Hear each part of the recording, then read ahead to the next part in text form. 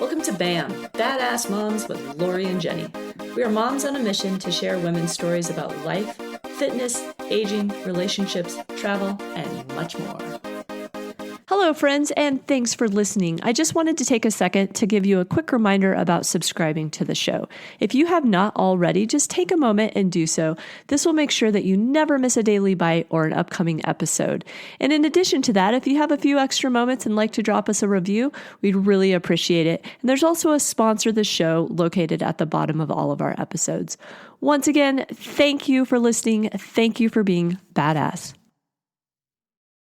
Hello, friends, and welcome to today's Daily Bite. Today, I'm going to talk about waiting, right? So every time I find myself waiting at a stoplight, waiting for a phone call, waiting for an email, I always am reminded of one of my favorite books by Dr. Seuss, Oh, the Places You'll Go. And there's an excerpt in there called The Waiting Place. And if you're unfamiliar, I'm just going to read you a quick little snippet from it because it's so good.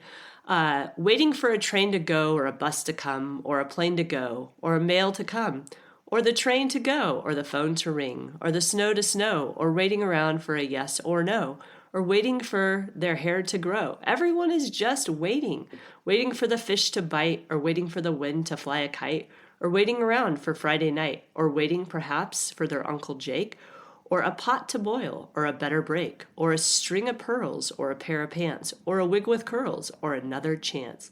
Everyone is just waiting.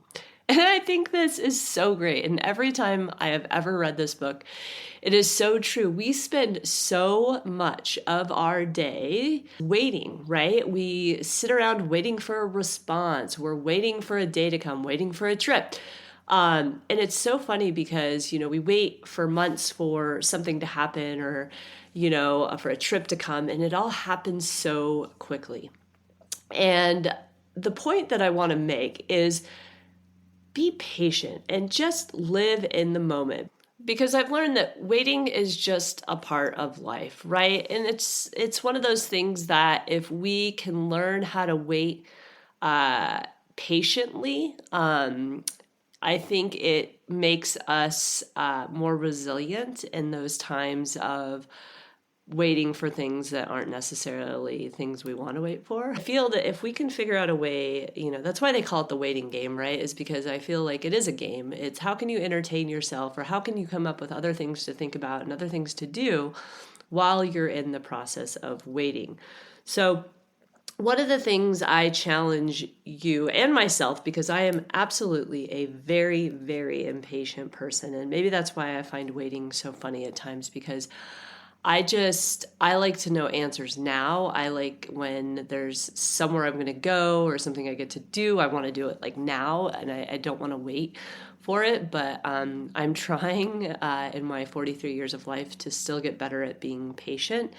But I think if we can all take a moment to figure out why it's good to be patient and why it's important to maybe fill that time with other things. And I even go back to just a silly example of standing in line. Like, yeah, it's mind numbing and it's really annoying at times, but what can we think about or how can we make that time more productive and less stressful?